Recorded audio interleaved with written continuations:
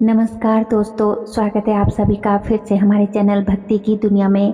भगवान भोलेनाथ और माँ भगवती आप सभी पर अपनी कृपा दृष्टि बनाए रखे। जब आप पूजा पाठ करते हैं, मंत्र जाप करते हैं या साधना करते हैं तो दैवी शक्तियाँ आपसे संपर्क करती है। आपके शरीर में उन शक्तियों का धीरे धीरे वास होने लगता है। तो आज हम उसी विषय पर बात करेंगे दोस्तों। आज मैं आपको बताऊंगी कि जब आपके शरीर में दैवी शक्ति का वास होता है तो उसके क्या क्या लक्षण होते हैं। मैं ऐसे आपको 5 लक्षण बताऊंगी। तो वीडियो बहुत ही महत्वपूर्ण होने जा रही है। वीडियो को बिना स्किप किए हुए पूरा अंत तक ज़रूर सुनिएगा, देखिएगा, तभी आपको वीडियो अच्छे से समझ आएगी। चैनल पर पहली बार आए हो तो चैनल को सब्सक्राइब ज़रूर कर लेना और बेल आइकन को प्रेस करके ऑल पर भी सेट कर लीजिएगा, ताकि हम अपने चैनल पर जब भी कोई नई वीडियो अपलोड करें तो उसकी नोटिफिकेशन सबसे पहले आपके फ़ोन में पहुंचे और आप हमारे चैनल की सभी वीडियोस को भी देख सके। वीडियो पसंद आए तो वीडियो को लाइक करें, कमेंट करें और ज़्यादा से ज़्यादा अपने दोस्तों और रिश्तेदारों के साथ वीडियो शेयर भी कीजिएगा।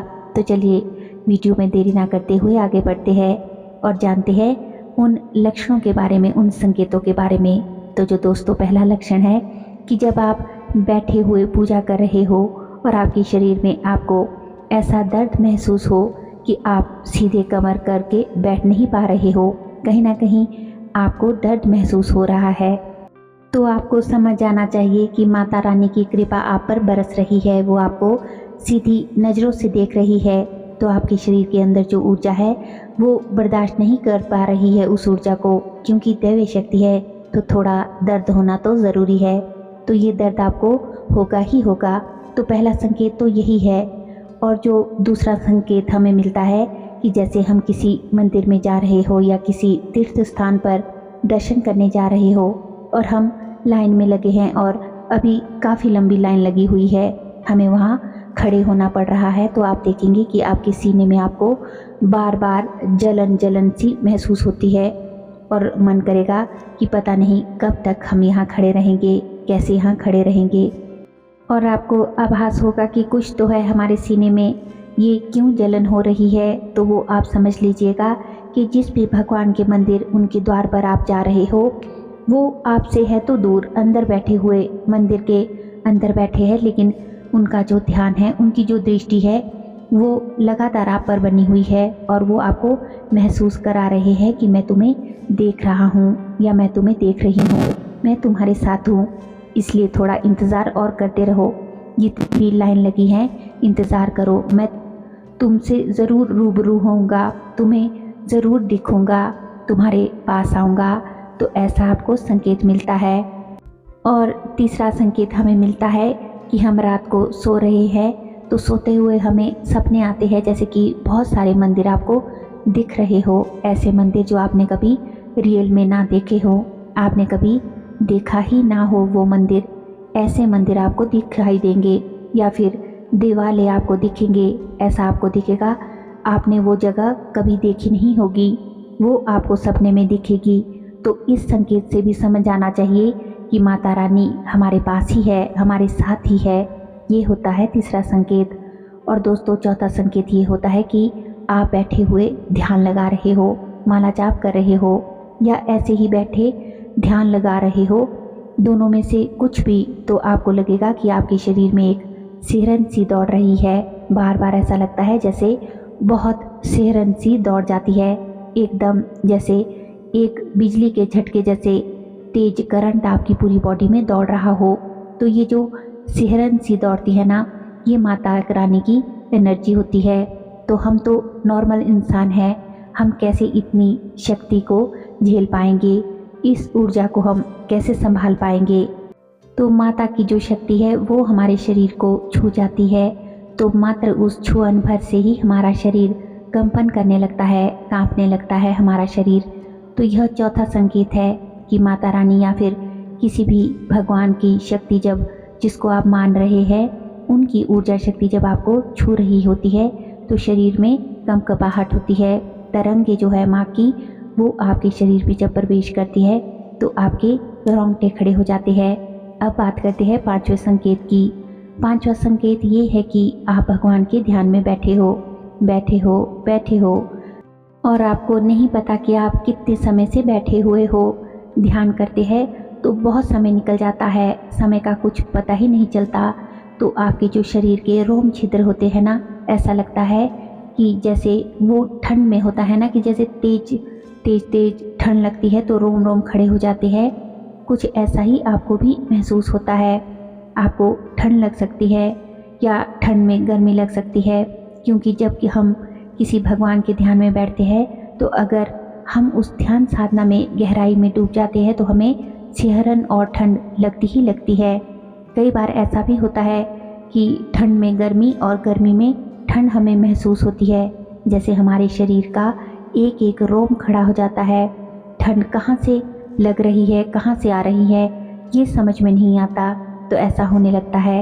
लेकिन इन चीज़ों से घबराने की ज़रूरत नहीं है, क्योंकि ये सभी संकेत उन्हीं को मिलते हैं जो माता रानी के सच्चे भक्त हैं, जो दिखावा नहीं कर रहे हैं। क्योंकि हम जब भी किसी भी देवी देवता को सच्चे मन से याद करते हैं और उनके ध्यान में बैठते हैं या उनकी पूजा अर्चना करते हैं या उनका ध्यान नाम जाप करते हैं, फिर हम सीधे उनसे कनेक्ट हो जाते हैं। और जब हम किसी भी देवी देवता से, किसी भी शक्ति से सीधे सीधे कनेक्ट हो जाते हैं तो उनकी जो एनर्जी है ना, वो हमें स्पर्श करने लगती है, उनकी एनर्जी हमें छूने लगती है।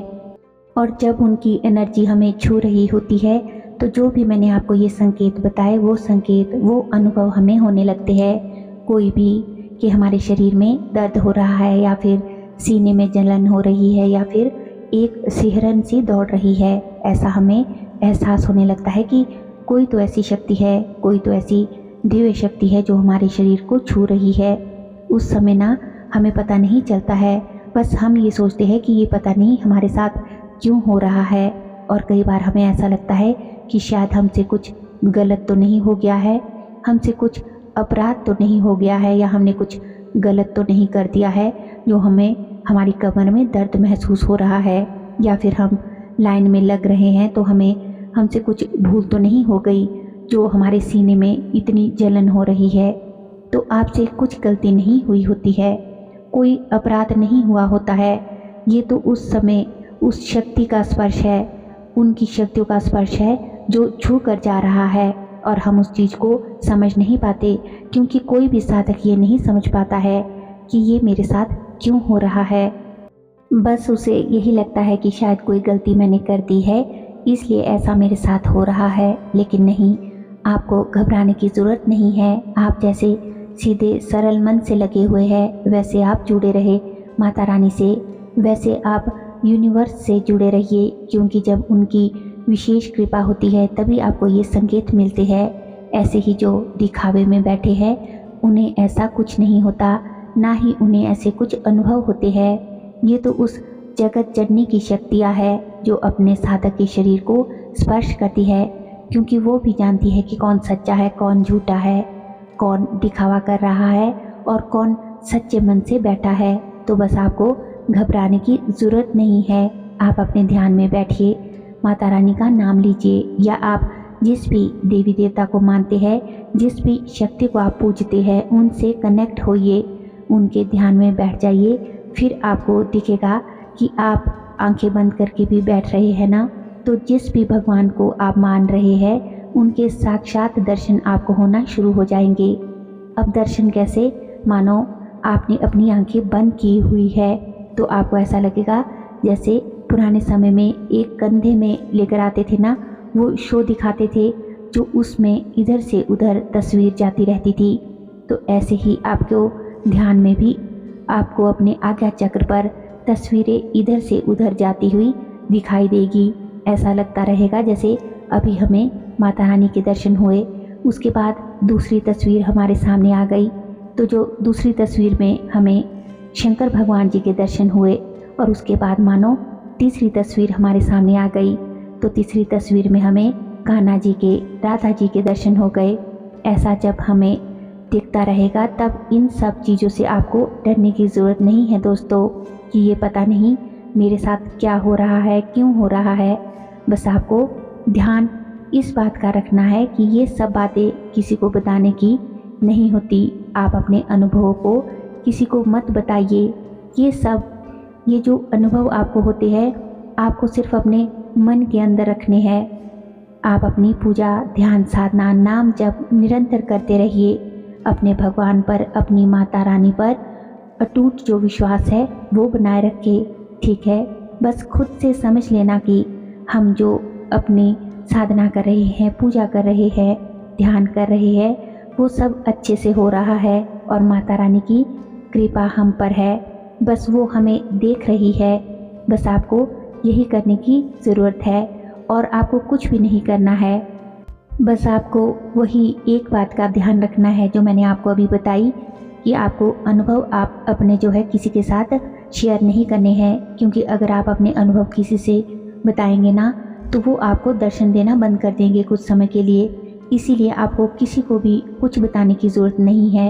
आप जो कर रहे हैं अपनी ध्यान, पूजा पाठ, साधना, वो बस आप करते रहो। उम्मीद करती हूँ कि आज की वीडियो की ये जानकारी आपको अवश्य ही पसंद आई होगी और आपके लिए उपयोगी भी रही होगी। वीडियो पसंद आई हो तो वीडियो को लाइक करें, कमेंट करें और ज़्यादा से ज़्यादा अपने दोस्तों और रिश्तेदारों के साथ वीडियो को शेयर भी करें। हमारे चैनल पर दोस्तों और भी अच्छी अच्छी वीडियोज़ हैं, उन्हें भी जाकर आप ज़रूर देखें। लिंक जो है वो आप डिस्क्रिप्शन बॉक्स में चेक कर सकते हैं। और अगर अभी तक भी आपने हमारे चैनल को सब्सक्राइब नहीं किया है तो आप सभी से मेरी रिक्वेस्ट है कि चैनल को सब्सक्राइब ज़रूर कर ले और बेल आइकन को प्रेस करके ऑल पर भी सेट कर लीजिएगा, ताकि आपको हमारे हर वीडियो की नोटिफिकेशन जो है वो समय समय पर मिलती रहे और आप हमारे चैनल की सभी वीडियोस को भी देख सके। तो चलिए मिलते हैं एक और नई वीडियो में नई जानकारी के साथ। तब तक के लिए आप सभी खुश रहिए, अपना ख्याल रखिए और अपनी ध्यान साधना में आगे बढ़ते रहिए। धन्यवाद। जय श्री कृष्णा।